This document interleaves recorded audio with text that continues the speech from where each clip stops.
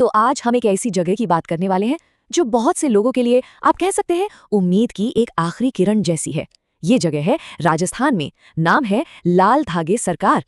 चलिए इस पूरी पड़ताल में ये समझने की कोशिश करते हैं कि आखिर इस जगह की कहानी क्या है और क्यों वो दंपत्ति जिन्हें संतान नहीं है यहाँ खिंचे चले आते हैं।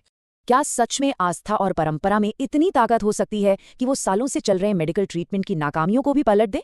यही वो एक बड़ा सवाल है जो ना जाने कितने ही जोड़ों को लाल धागे सरकार के दरवाजे तक खींच लाता है। ठीक है, तो चलिए अब इसमें थोड़ा और गहराई से उतरते हैं। सबसे पहले ये समझना बहुत जरूरी है कि आखिर ये लाल धागे सरकार है क्या और यहाँ किस तरह के लोग आते हैं।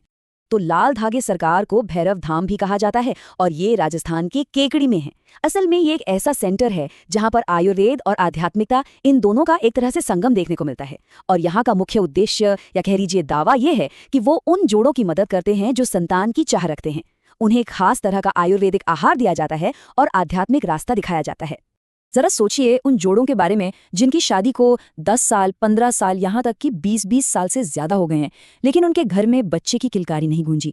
ये वही लोग हैं जो अक्सर मॉडर्न मेडिसिन के हर दरवाजे को खटखटाकर थक चुके होते हैं और फिर एक नई उम्मीद की तलाश में यहाँ आते हैं। आपको बता दें कि यहाँ का जो दरबार है वो हफ्ते में 3 दिन ही लगता है, शुक्रवार, शनिवार और रविवार को।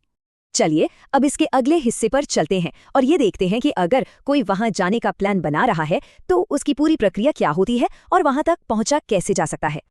अच्छा, तो धाम तक पहुंचना काफी सीधा साधा है। सबसे पहले आपको ट्रेन या बस से अजमेर या फिर कोटा पहुंचना होगा। वहां से सावर नाम की जगह के लिए बस लेनी होगी और जब आप सावर पहुंच जाएंगे तो वहां से धाम करीब 10 किलोमीटर दूर है, जिसके लिए आपको आसानी से टेम्पो मिल जाएगा। और हाँ, धाम पहुंचते ही सबसे पहला काम जो करना है वो है अपना टोकन नंबर लेना। टोकन मिल गया, अब अपनी बारी का इंतजार करना होता है। यहाँ एक दिलचस्प बात यह है कि जहाँ भोजन और नहाने जैसी जो बेसिक सुविधाएं हैं, जिसे भंडारा कहते हैं, वो एकदम मुफ्त हैं। लेकिन जो आयुर्वेदिक सप्लीमेंट्स दिए जाते हैं उनके लिए एक फीस ली जाती है जो कि 1100 रुपये या उससे ज्यादा भी हो सकती है। अब हम आते हैं सबसे जरूरी हिस्से पर, यानी वो आयुर्वेदिक आहार। धाम में जो अलग अलग तरह के पाउडर दिए जाते हैं उनको लेने के क्या खास निर्देश हैं, आइए अब इसे समझते हैं। तो देखिए, महिलाओं के लिए यहाँ 4 अलग अलग तरह के सप्लीमेंट होते हैं और हर एक के लिए निर्देश भी अलग हैं। जैसे जो पीला डिब्बा है वो सुबह खाली पेट लेना है और जो सफेद डिब्बा है वो रात को दूध के साथ। लेकिन यहाँ एक बहुत जरूरी बात है जिस पर ध्यान देना है। जिन महिलाओं को पीसीओएस, सिस्ट या फाइब्रॉइड की कोई भी शिकायत है, उन्हें ये सफेद पाउडर लेने से साफ मना किया जाता है। इनके अलावा हरे रंग का डिब्बा रुके हुए पीरियड्स के लिए होता है और नीले रंग का डिब्बा तब दिया जाता है जब ब्लीडिंग कंट्रोल करनी हो। पुरुषों के लिए एक गुलाबी रंग का डिब्बा होता है जिस पर स्पैम प्लस लिखा होता है। इसे लेने का निर्देश ये है कि सुबह 1 पाव दूध में 1 चम्मच ये पाउडर और 1 चम्मच शुद्ध गार का घी मिलाकर लेना है। एक और चीज है, गुड़ की एक खास मिठाई जिसे धाम का प्रसाद कहा जाता है। इसे लेने का भी एक तरीका है। पीरियड खत्म होने के 2 दिन बाद से इसे शुरू करना है और लगातार 3 दिनों तक सुबह खाली पेट खाना है। इतना ही नहीं, इसे खाने के बाद शाम तक कुछ नहीं खाना, मतलब एक तरह का उपवास रखना है। ये दवा कब तक लेनी है इसके भी अपने खास नियम हैं। अगर किसी के पीरियड्स रेगुलर हैं तो उन्हें जो भी अनुमानित तारीख है उससे 10 दिन पहले दवा बंद कर देनी होती है।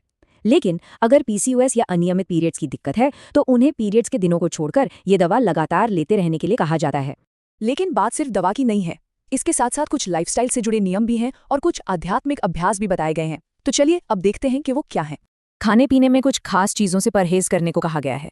सलाह दी जाती है कि साधारण खाना खाएं, हरी सब्जियां, दालें, ये सब ठीक है, लेकिन चाय, नॉनवेज, अचार, बाहर का कोई भी फास्ट फूड और हर तरह के नशे से पूरी तरह दूर रहने को कहा जाता है। इसके साथ ही घर पर हर रोज एक आध्यात्मिक अभ्यास करने का भी निर्देश है। इसमें सबसे पहले अपना नाम और गोत्र बोलकर एक संकल्प लेना होता है। फिर सुबह शाम दीपक जलाना और किसी शांत जगह पर बैठकर लाल धागे सरकार की आरती सुनना शामिल है। और ये पूजा मासिक धर्म के दिनों को छोड़कर हर दिन करनी होती है।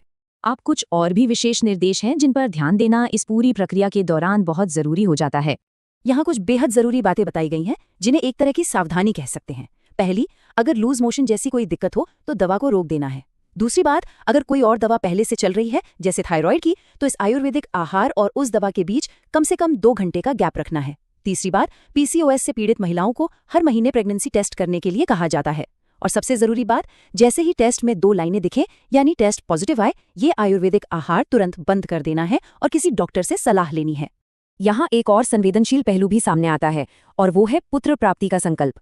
जो जानकारी उपलब्ध है उसके मुताबिक जिन महिलाओं की पहले से बेटियां हैं और वो पुत्र की चाह रखती हैं, उन्हें ये निर्देश दिया जाता है कि प्रेगनेंसी टेस्ट पॉजिटिव आने के बाद 1.5 महीने के अंदर ही उन्हें धाम वापस आकर एक विशेष संकल्प करना होगा।